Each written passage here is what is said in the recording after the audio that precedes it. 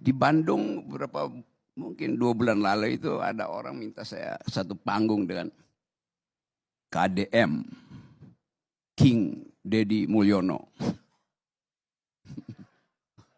Jadi kemudian Kang Deddy bilang belum bisa karena lagi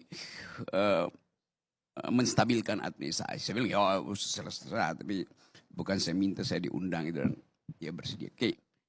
Coba kita lihat ya apa yang saya ikuti apa yang kalian ucapkan tadi itu.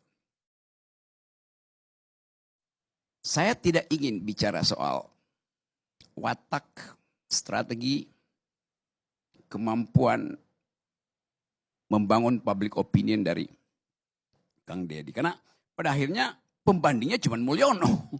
Kan dari tadi Anda ngomong begitu. Kenapa pembandingnya nggak Bung Karno misalnya coba? Atau Bung Karno juga bicara hal-hal yang retorik. Tetapi dengan logika yang kuat gitu. Sehingga bisa dibantah retoriknya selamat, logiknya selamat. Jadi samar-samar saya mulai melihat bahwa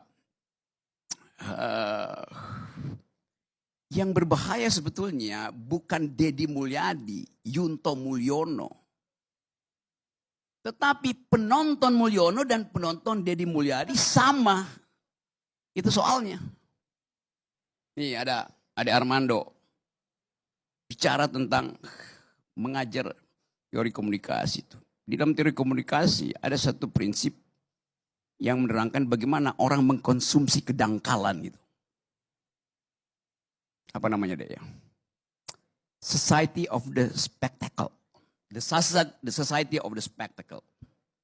Gimana bahasa Indonesianya? Masyarakat yang doyan nonton kedangkalan kira-kira itu. Ada teorinya, betul. Ada ya. Dalam hal itu dia bermutu dalam soal memahami konsep-konsep dasar itu. Teori itu, dulu saya ngajar teori itu di jurusan filsafat. Itu bagian dari critical studies yang disponsori oleh pikiran-pikiran Marxisme itu kiri. Yang menganggap bahwa ucapan, penampilan itu komoditas. Jadi kita lagi menonton orang jualan komoditas yang namanya penampilan. Apa istilah tadi? Visualisasi, bukan visi. Di situ bedanya. Kita nggak dapat. Visualisasi Jokowi sampai sekarang seluruh rakyat Indonesia tahu. Gorong-gorong, kesederhanaan. Tapi visinya orang nggak ingat. Deddy Mulyadi juga dimulai dengan problem yang sama. Tadi teman-teman pendukung Deddy Mulyadi mengatakan, yang penting visualisasinya bisa menghemat anggaran. Oh bagus. Tapi dalam politik orang mengukur, visualisasi itu demi apa kalau visinya dangkal. Mengirim anak ke barak itu dangkal. Barak itu didisiplinkan tubuhnya. Kalau kita belajar teori-teori disciplinary society oleh Michel Foucault misalnya.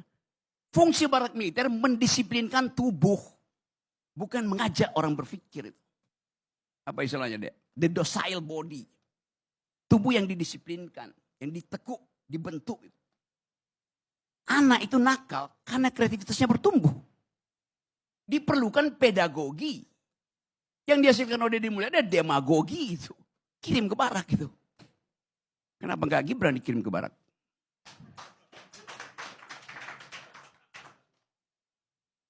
Atau ayahnya. Supaya didisiplinkan tubuhnya itu. Kan pikiran enggak bisa didisiplinkan. Sementara itu ada anak didik. Bagaimana mendisiplinkan pikiran anak didik? Justru anak didik itu diprovokasi untuk berpikir nakal. Itu formative years-nya di situ kok. Pikiran kita itu dibentuk di dalam usia 5, 7 sampai 13 tahun. Di situ kenakalan itu fungsinya kreatif. Ya tentu aja ada emak-emak yang bilang, oh bagus anak gue masukin di situ tuh. Supaya berharap setelah masuk barak langsung dilantik jadi mayor. Lalu dalam 2 bulan jadi letkol.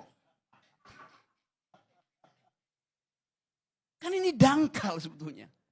Saya nggak ada problem dengan itu. Tapi metodenya itu dikonsumsi oleh publik akhirnya. Jadi kita nonton kedangkalan. Dan itu yang berlangsung di kita setiap hari. Dari zaman Pak Jokowi yang saya kritik terus. Saya nggak kritik pribadi Pak Jokowi. Saya kritik mental kita yang mengkonsumsi kedangkalan. Jokowi ngerti bahwa hanya dengan menjual kedangkalan dia bisa bertahan. Menurut apa? Lempar-lempar hadiah. BLT, gorong-gorong, segala macam tuh. Itu kan jualan kedangkalan. Hanya dalam masyarakat yang IQ-nya 78, kedangkalan itu laku. Dan kita masih di situ. Saya masih cari-cari datanya. WHO bilang, World Bank bilang, memang masih 78. Anda lihat sekarang masih 78 IQ kita. Selama 10 tahun Pak Jokowi 78 terus. Akibatnya apa? Ya kedangkalan itu laku terus. Logikanya begitu. Jadi bagaimana mungkin kita mau upload sesuatu di dalam bentuk yang visioner. Kalau yang dihasilkan adalah visualisasi, bukan konseptualisasi. Itu soalnya di situ. Jadi kita mau coba lihat bahwa Mulyono, Mulyadi sama-sama beroperasi di dalam market of stupidity itu. Yang terjadi itu, faktanya ada di situ kok. Kita nggak lihat bertambah pengetahuan kita selama 10 tahun ini tentang ide itu. Jawa Barat tetap cara berpikirnya ya nggak maju-maju memang. Jawa Tengah sama aja. Artinya Indonesia nggak maju-maju, ukurannya jelas. Tidak bertambah IQ kita. Padahal itu yang diperlukan untuk compete. Duel dengan anak muda Eropa, anak muda Taiwan segala macam. Yang kita sebut bonus demografi. Itu juga yang menyebabkan kita seolah-olah ada dalam rasa malas untuk mengkritik. Saya mengkritik terus menerus.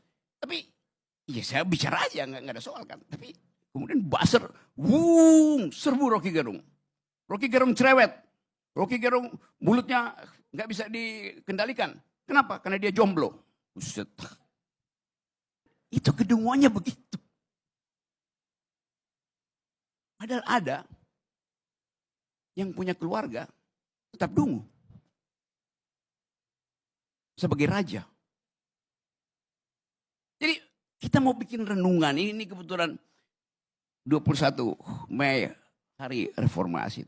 Untuk melihat sebetulnya di benak kita apa konsep kita tentang leader itu. Yang kita lihat sehari-hari adalah dealer, bukan leader. Yang gak mampu mengucapkan sesuatu dan didalilkan untuk dibantah. Leader, dia bikin dalil supaya dibantah. Ini ada leader gak mau dibantah. Begitu dibantah dikirain buzzer itu kan. Bagaimana percakapan bisa muncul?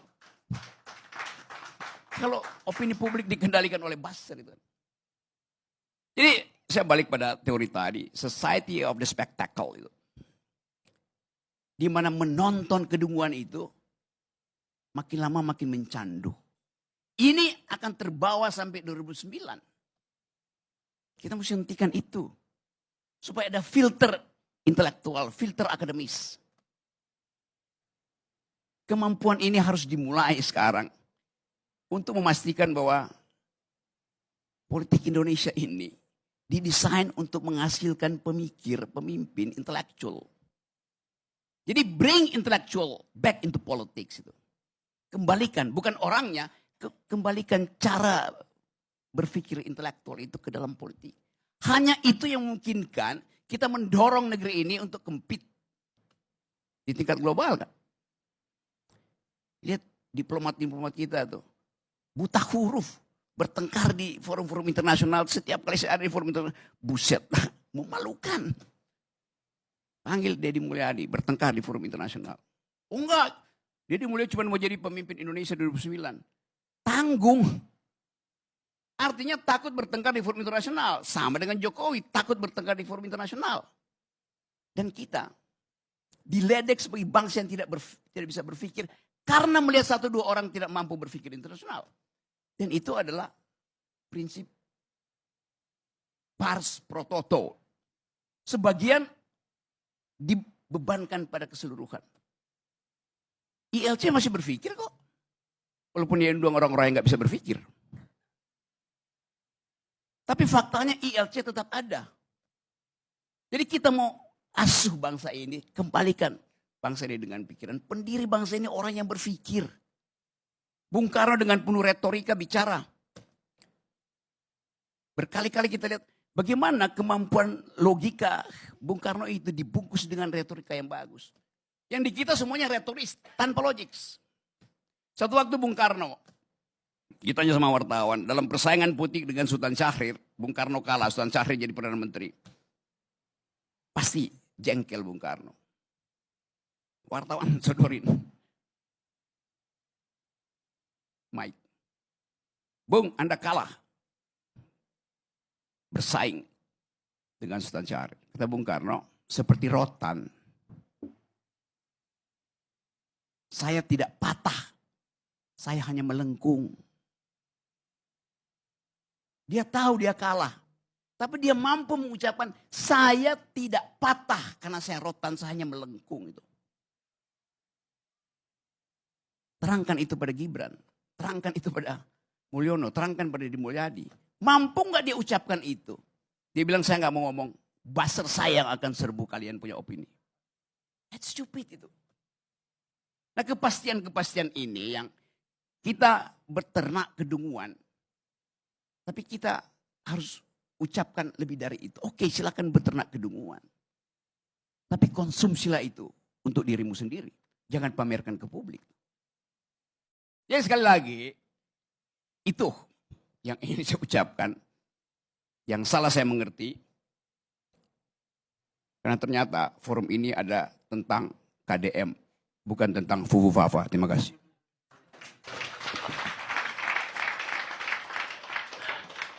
Saya memilih menjadi orang yang berpikiran dangkal, tapi melahirkan hamparan tanaman. Daripada mengaku pikirannya dalam, hanya membuat banyak orang tenggelam. Bagi semuanya, kita hadapi berbagai kritikan dengan senyuman. Salam bahagia, sehat selalu. Dengan melangkah, hidup akan menjadi berkah.